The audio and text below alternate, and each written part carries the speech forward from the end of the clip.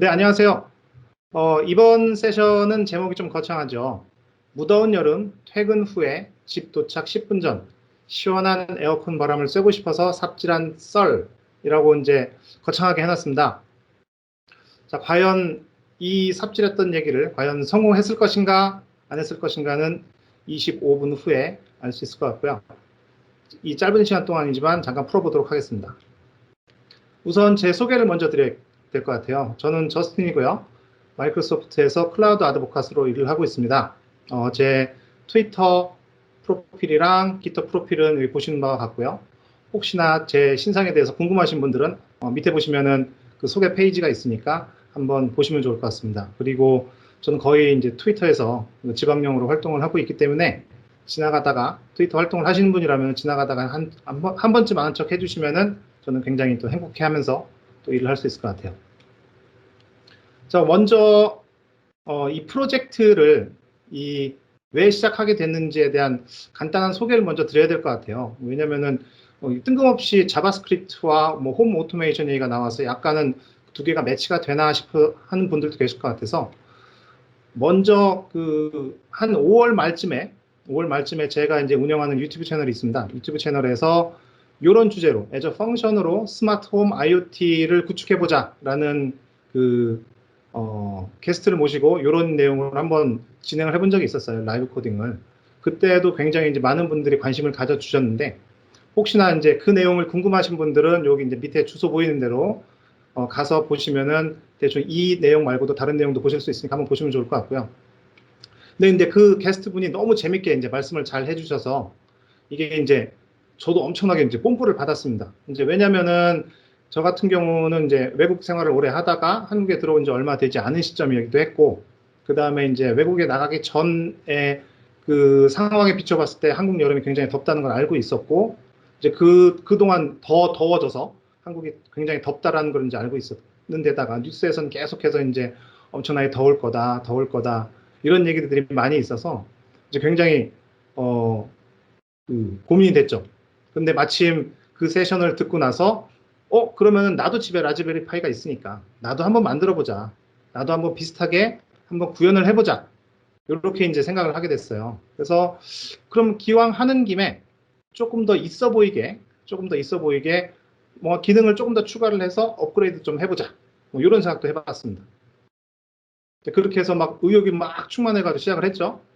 자신만만하게 시작을 했습니다. 그런데 이게 뭐 그렇듯이 출발은 항상 의욕적이지만 또 하다 보면은 뭐 여기저기 걸리는 데도 있고 막 그렇잖아요. 그래서 생각만큼 쉽게 되진 않았어요. 생각만큼 쉽게 되진 않고 쭉 처음부터 끝까지 쫙 하는 그 와중에 여기저기에서 굉장히 이제 그 맨땅에 헤딩을 한다거나 삽질을 한다거나 하는 그런 여러 가지 이제 우여곡절이 있었는데 결국은 만들긴 했습니다만은 힘들게 만들었죠.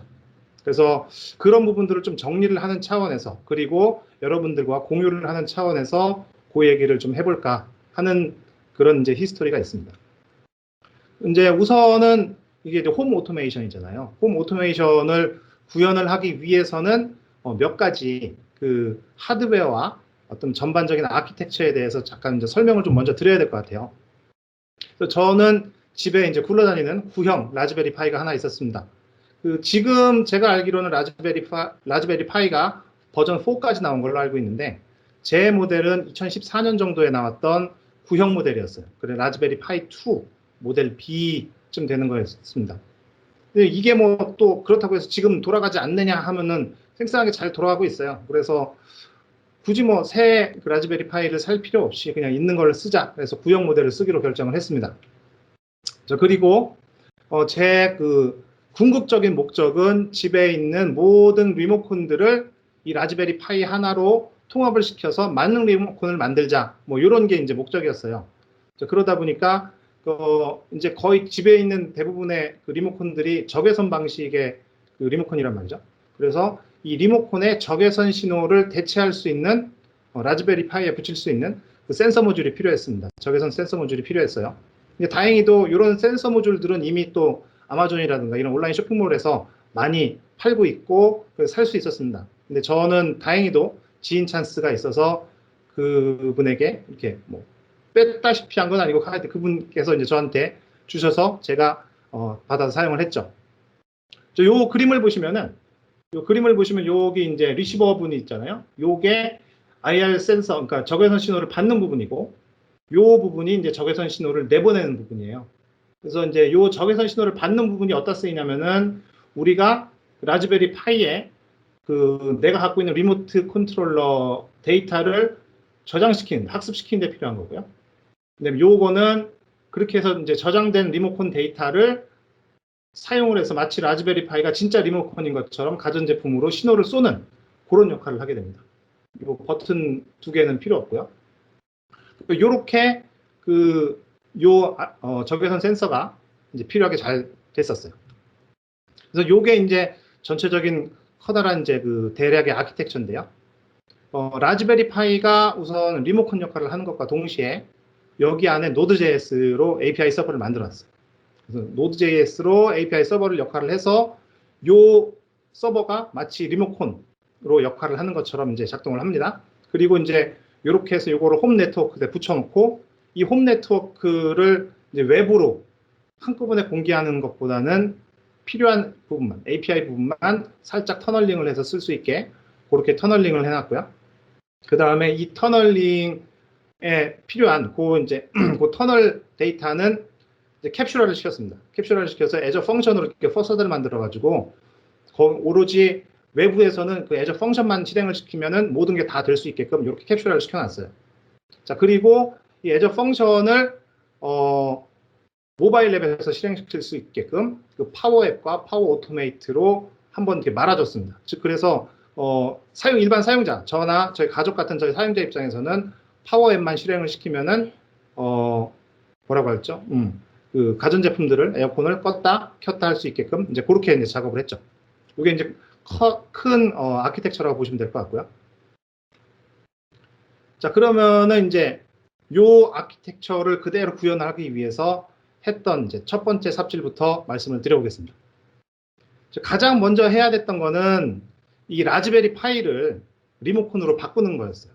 왜냐면은 이제 아까도 잠깐 말씀드렸다시피 제 궁극적인 목적은 라즈베리 파이가 만능 리모컨이 되는 거였기 때문에 이제 요걸 바꾸는 역할을 하는 거였는데, 그러기 위해서는 그 적외선 센서 그 모듈을 설치를 하고 그거를 이제 설정을 해야 됐단 말이죠. 사실 이 부분이 굉장히 힘들었습니다. 왜냐면은 설치를 하는 건 괜찮은데 설정을 하면서 거기에 그 설정을 하는 그 방법들이 굉장히 달랐어요. 그러니까 다들 자료들이 오래됐습니다. 오래된 자료들이고 해서 제 상황과는 맞지 않았어요. 근데 오래됐다고 해도 2018년, 2019년 자료들인데 그럼에도 불구하고 그러니까 제 상황에는 맞지 않더라고요. 그래서 이거를 거의 이제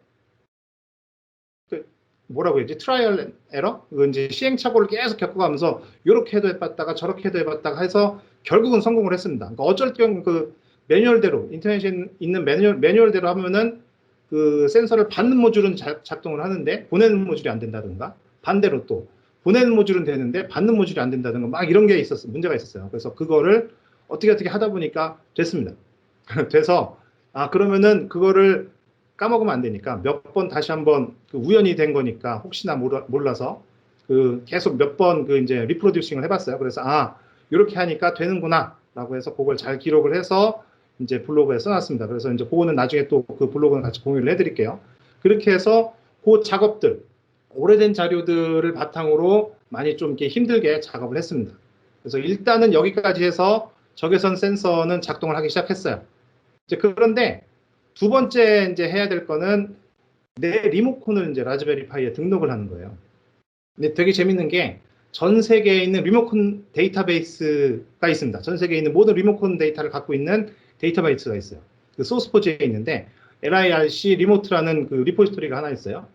여기에 보면은 막 5만 가지 리모컨들이 다 있습니다. 그런데 이제 문제는 가장 최신 업데이트가 2018년이에요. 2년 전이잖아요. 그렇다고 해서 또 이 2년 전에 업데이트가 된 전 세계 모든 리모컨을 다 망라하고 있다고 하는데 실제로 검색을 해보면은 그 유명 브랜드들에 대한 것들은 있지만 그렇게 유명하지 않은 것들, 예를 들어 한국에서만 유명한 것들, 이런 것들은 또 없더라고요. 그래서 검색을 해봐도 제 리모컨은 없었습니다. 그러다 보니까 이거를 이 데이터베이스를 활용을 할 수가 없었어요. 그래서 어쩔 수 없이 저는 그 리모컨 데이터를 직접 만들어야 됐습니다. 이 리모컨 데이터를 또 만드는 게 이게 또 되게 웃겼던 게 그 적외선 센서는 빛 신호잖아요. 이거를 숫자로 이렇게 변환해서 받아들인 작업인데 이게 생각보다 쉽지가 않았어요. 왜냐면은 적외선도 빛이잖아요. 근데 그거를 할 때 그 주변에도 계속 이제 빛이 있으니까 그 광량에 따라서 이 적외선 신호가 계속 간섭을 받더라고요. 그러다 보니까 똑같은 버튼을 눌러도 이걸 캡처를 할 때도 그 똑같은 적외선 신호가 오질 않는 거죠. 그래서 한번 이걸 보여드릴게요. 이게 이제 실제로 데이터를 캡처하는 모습이었는데 모드 2라는 그 이제 프로그램으로 돌렸습니다. 그래서 버튼을 하나 누를 때마다 이렇게 쫙 숫자 블록이 하나씩 늘어나죠. 이게 버튼을 하나 누를 때마다 이렇게 나오는 거예요. 그래서 보시면은 이렇게 숫자 블록이 이렇게 하나 있잖아요. 이 숫자 블록이 크면은 클수록 리모컨이 복잡한 거예요. 그러니까 리모컨이 복잡할수록 이 숫자 블록이 커집니다. 리모컨이 단순할수록 이 숫자 블록이 작아져요. 그래서 저는 그 중간 어딘가에 있어서 어쨌든 이렇게 해서 이제 리모컨 신호를 잡았습니다. 잡고서 결국 이제 만들었던 게 TV 리모컨이었어요. 왜냐면은 이 TV 리모컨이 저희 집에 있는 것 중에서 가장 간단한 리모컨이었기 때문에 일단 이걸로 만들어 봤습니다. 실제로 이렇게 돌려봤죠. 여기 보시면은 명령어가 보이잖아요. IR send, send once, TV switch on 이렇게 명령을 보냈어요. 그럼 이제 뒤에 이렇게 텔레비전이 이렇게 켜집니다. 켜지는데 이게 이제 나름 또 스마트 TV라고 해서 이게 부팅하는데 시간이 걸리더라고요. 그래서 이미 신호는 보냈지만 뒷단에서 이제 켜지는데 좀 시간이 걸렸고요. 쭉 켜지면서 하다가 결국 이제 화면에 넷플릭스 화면이 보이는 걸 알 수 있을 거예요. 자, 그리고 그 다음번에는 IR send, send once, TV switch off라는 명령어를 통해서 다시 보내면 텔레비전이 꺼질 거예요. 자, 꺼졌죠? 자, 이렇게 해서 실제로 리모컨 앱이 리모컨이 제대로 작동하는 것을 일단은 확인할 수 있었습니다. 자, 그래서 전체 아키텍처 중에 라즈베리 파이를 와이파이에 붙여서 리모컨으로 활용하는 단계까지 저희는 진행을 했어요. 자, 굉장히 갈 길이 멀죠? 예. 자, 그런데 이제 마침 여기서 또 궁금해 하시는 분들이 있을 거예요. 자, 그러면은, 자, 텔레비전 됐어. 오케이. 에어컨은, 에어컨 얘기가 안 나와서 궁금하신 분들이 있을 텐데, 일단은 그게 중요한 게 아니니까 좀 넘어가고요. 우선 TV 리모컨으로 계속 진행을 해보겠습니다.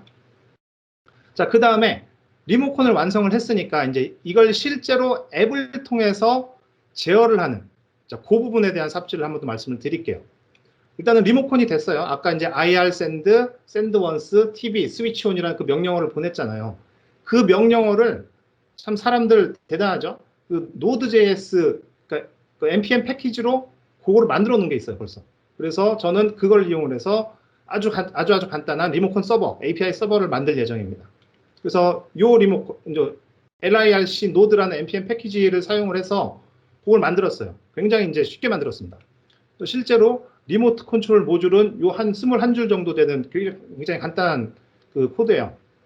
그래서 LIRC 노드라는 거를 이제 패키지를 임포트해서 자 보시면은 그 6번 라인 보시면은 IR send, send once, device command 이렇게 있잖아요. 그 디바이스가 TV고 커맨드가 이제 스위치 온이었단 말이죠. 그러니까 앞에서 앞에 비디오 클립에서 보셨던 IR send, send once, TV, switch on 이라고 하는 그 명령어랑 순서가 똑같죠. 굉장히 이제 직관적으로 이렇게 그 모듈이 만들어져 있습니다. 그래서 리모트라는 펑션을 하나 만들었고요. 그 펑션을 이용을 해서 리모트 컨트롤이라는 그 객체를 만들고 객체 안에 on switch on이라는 펑션 하나, on switch off라는 펑션 하나를 만들어서 가장 간단한 그 리모트 컨트롤러 모듈을 만들었습니다. 요거를 이용을 해서 이제 API 서버를 만드는 거죠. 익스프레스 모듈, 익스프레스 패키지를 이용을 해서 두 개의 엔드포인트를 만들었습니다. 첫 번째 엔드포인트는 리모트 스위치 온, 두 번째 엔드포인트는 리모트 스위치 오프.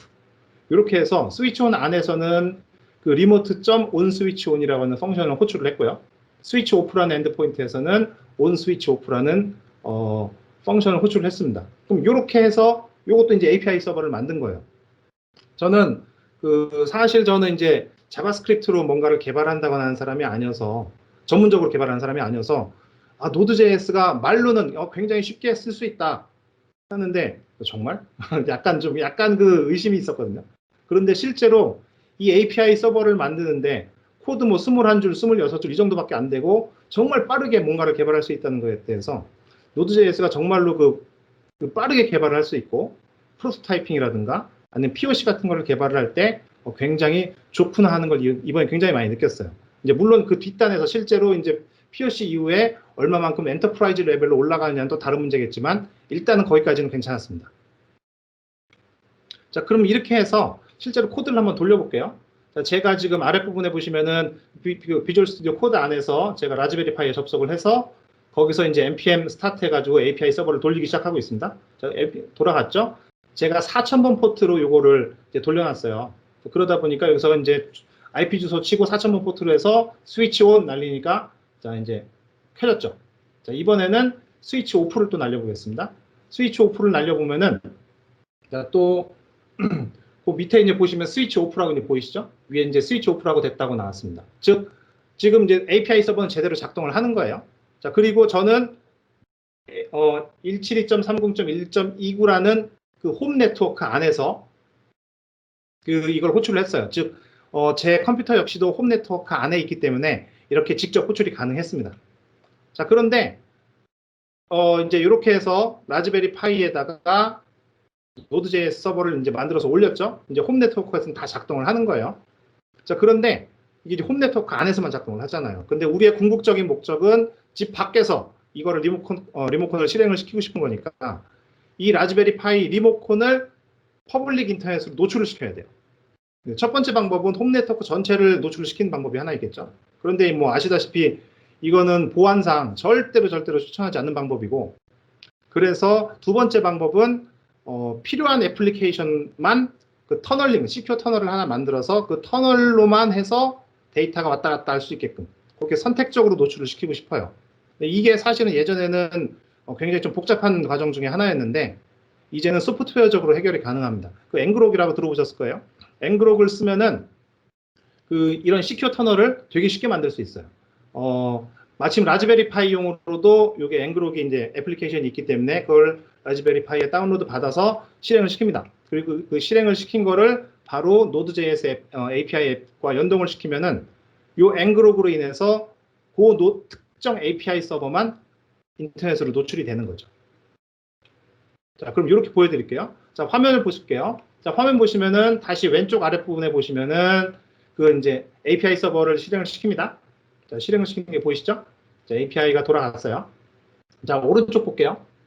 자, 오른쪽 보시면은 제가 여기서 똑같이 라즈베리 파이 안에서 자, 앵그록하고 HTTP 4000번 포트 이렇게 해놨습니다. 즉, 이렇게 해서 HTTP, 즉 API 서버를 4000번 포트로만 오픈을 하겠다라는 거죠. 그리고 나서 이렇게 랜덤하게 앵그록이 만들어주는 URL이 잡혀요.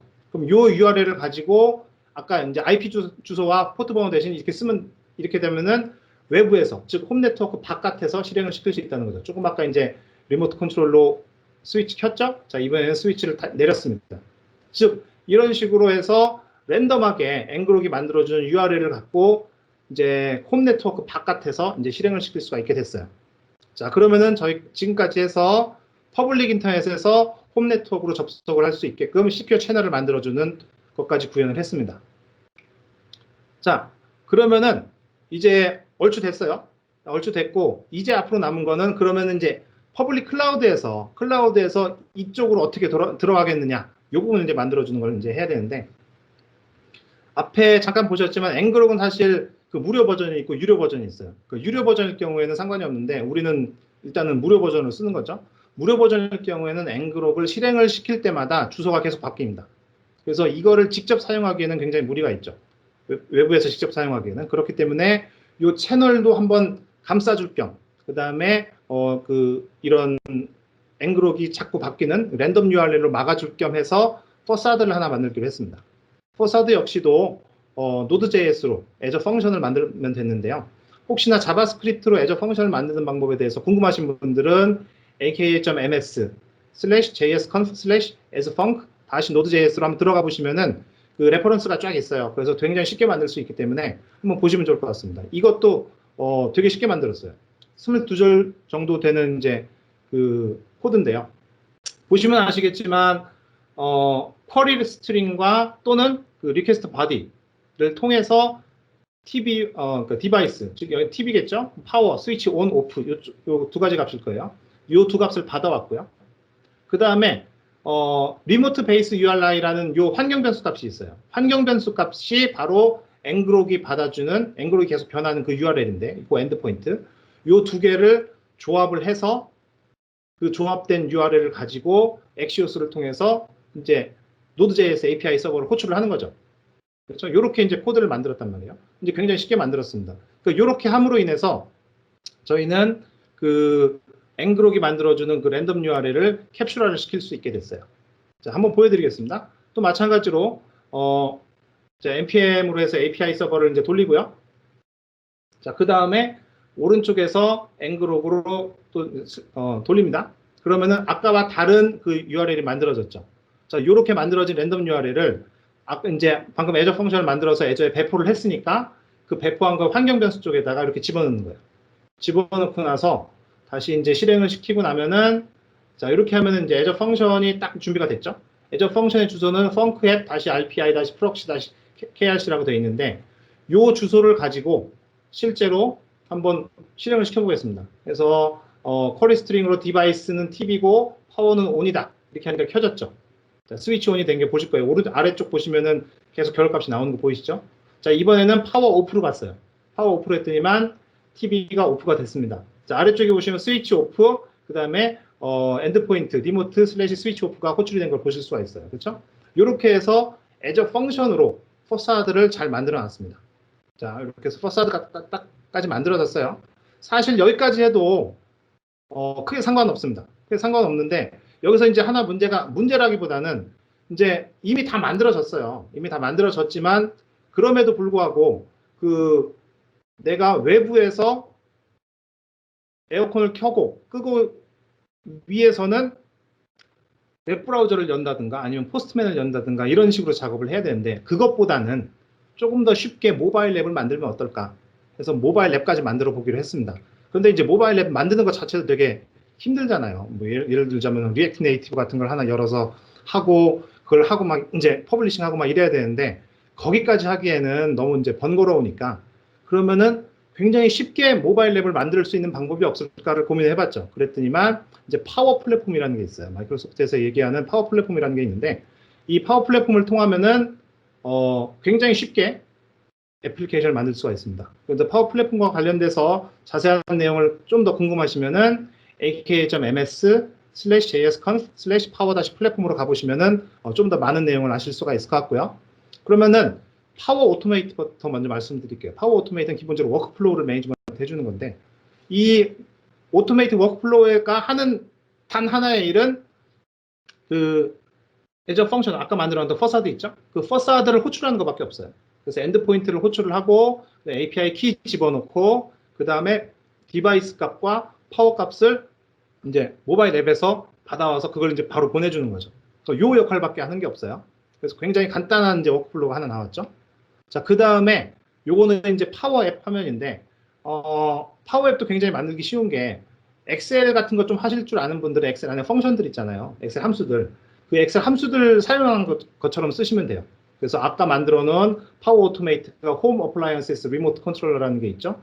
거기에 여기 보시면은 온 버튼이 있고 오프 버튼이 있는데 이 온 버튼을 눌렀을 때는 이런 식으로 이제 그 변수를 보내라. 오프 버튼을 눌렀을 때는 TV 오프 이런 식으로 보내라가 되겠죠. 그러니까 이렇게 이제 보내면은 실제로 그 결과가 이런 식이 나오는 거예요. 온 버튼을 누르면 텔레비전이 온 됐다. 만약에 오프 버튼을 눌렀으면 이제 오프가 되겠다. 이렇게 되는 거겠죠. 그러니까 이렇게 해서 애플리케이션까지 다 작성을 했습니다. 자, 그렇게 해서 전체적인 이제 아키텍처를 다 구성을 했어요. 그럼 실제로 한번 돌려보겠습니다. 자, 지금 API 서버가 다시 돌아가죠? API 서버가 돌아가고 있어요. 자, 그 다음에 ngrok으로 그 새로운 URL을 하나 만든 다음에 자, 요거를 애저 펑션으로 이제 요 URL 애저 펑션 환경 변수에 저장을 하겠습니다. 다시 한번 저장을 하고요. 자, 저장이 됐어요. 자, 이렇게 저장이 된 다음에 그러면은 이제 애저 펑션까지 퍼사드까지 완성이 됐죠. 이미 이제 파워 앱에서는 펑션만 호출을 하면 되니까 지금 제가 이제 앱을 이렇게 이제 스크린 캡처를 했어요. 해서 제 앱을 실제로 돌려보고 있습니다. 자, 리모트 컨트롤러로 돌렸죠. 실제로 온 버튼을 눌렀을 때 보시죠. 딱 누르면은 쫙 돌아가면서 결과값이 오른쪽에 보일 거예요. 자, 이렇게 스위치 온이 되고 스위치 온이 되고 결과가 이제 턴 온이 되는 거 보이시죠? 이번엔 오프를 눌렀습니다. 자, 이번엔 스위치 오프가 되고 스위치 오프가 되고 결과값이 스위치 오프가 된 걸 보실 수가 있어요. 그러니까 실제로 이렇게 앱이 제대로 작동하는 걸 보실 수가 있습니다. 그래서 이걸 제가 이제 실제로 텔레비전 앞에 가서 해봤어요. 정말로 되나? 정말로 되나? 해봤습니다. 자, 마찬가지로 이제 여기서 키겠죠? 자, 키고 온 버튼을 눌렀어요. 자, 아까도 잠깐 말씀을 드렸지만 그 스마트 TV입니다. 스마트 TV여서 참 스마트하게 좀 천천히 켜지죠? 생각하는 게 많은가 봐요. 자, 그래서 켜졌죠? 켜지고 난 다음에 뒷부분에서 이제 넷플릭스 화면이 잠깐 보일 거예요. 실제로 텔레비전 켜진 걸 확인하기 위해서 잠깐 보여드리는 거고요. 자, 이렇게 켜졌습니다. 자, 이번에는 오프 버튼을 눌러볼게요. 오프 버튼을 누르면은 자, 이게 텔레비전이 탁 꺼지는 게 보일 거예요. 꺼졌죠? 자, 이렇게 해서 결과값 화면도 TV 턴 오프라고 이제 나왔습니다. 자, 이렇게 실제로 핸드폰을 통해서 TV를 켜고 끄는 모습을 촬영을 해봤어요. 자, 이렇게 자바스크립트로 만들어진 앱을 저는 IoT 기기에서 실행을 시키고 이를 통해서 홈 오토메이션을 구현을 해본 것들을 이제 쭉 했는데 이 와중에 굉장히 많은 것들을 배웠어요. 사실은 뭐 고생도 많이 했지만 굉장히 많은 것들을 배웠고요. 가장 먼저 이제 리모컨 데이터를 만들었죠. 제가 만약에 리모컨 데이터가 이미 저장되어 있었다면은 아마도 이런 일을 안 했을 것 같은데 그렇지 않았기 때문에 실제로 이제 리모컨 데이터를 만드는 작업까지 했고요. 자, 두 번째는 Node.js로 API 앱을 만들었습니다. 이 API 자체가 굉장히 이제 쉽게 만들 수 있다는 거에서 저는 굉장히 이제 이게 되게 좋았어요. 그 다음에 세 번째로 그 앵그룹을 이용을 해서 그 시큐어 터널링을 만들어서 그거를 홈 네트워크를 필요한 부분만 이렇게 인터넷에 노출시키는 작업을 해봤고요. 그 다음에 네 번째로는 애저 펑션으로 그 시큐어 터널을 퍼사드를 캡슐을 시켜가지고 외부에서는 잘 알 수 없게끔 그렇게 작업을 해놨고요. 마지막으로 파워 앱과 파워 오토메이트를 사용을 해서 모바일 앱을 개발하는 경험까지도 한번 만들어봤습니다. 근데 사실 그 가전제품이 만약에 이제 여러분께서 갖고 계시는 가전제품이 와이파이를 지원을 했다면은 사실 이런 삽질을 안 해도 됐을 것 같아요. 근데 이제 여전히도 많은 수의 가전제품들이 여전히 이제 IR 이제 적외선 방식으로 리모컨을 사용하고 있기 때문에 여전히 궁금하시다면은 이런 작업을 한번 해보시는 것도 좋을 것 같습니다. 그리고 또 재밌는 게 이미 내가 필요한 것들은 전 세계 개발자들 중에 누군가는 이미 먼저 만들어서 공개를 해놓은 게 있더라고요. 그래서 저는 그냥 그걸 가져다가 조립해서 쓴 그 정도에 이제 불과했습니다. 사실은. 자, 그래서 제가 준비한 내용은 이 정도까지인 것 같고요. 이제 대신 여러분들께 한번 그 숙제를 내드리고 싶어요. 그래서 혹시나 나는 라즈베리 파이가 있고 아니면 라즈베리 파이를 살 계획이다. 그래서 이 정도를 한번 해보고 싶다라고 한다면은 이 두 링크를 꼭 가셔서 제 블로그 써놓은 거니까 꼭 한번 읽어보시고 한번 따라해 보시면 좋을 것 같습니다. 자, 그래서 무더운 여름 퇴근 후 집 도착 10분 전 에어컨 바람을 시원하게 쐬려고 삽질한 썰에 대해서 자, 말씀을 드렸습니다. 감사합니다. 자, 근데 제목은 에어컨인데 아직 에어컨 얘기를 한 번도 말씀을 안 드렸어요. 사실은 그 에어컨용 리모컨 데이터를 만들다가 실패했습니다. 다른 건 다 됐는데 에어컨만 실행을 못 시켰어요. 안타깝게도 저희 집에 있는 모든 리모컨 다 등록해봤는데 에어컨만 안 되더라고요. 왜 그런지 모르겠지만 그래서 뭐 아직까지도 덥잖아요. 참 많이 덥네요. 참 많이 덥습니다.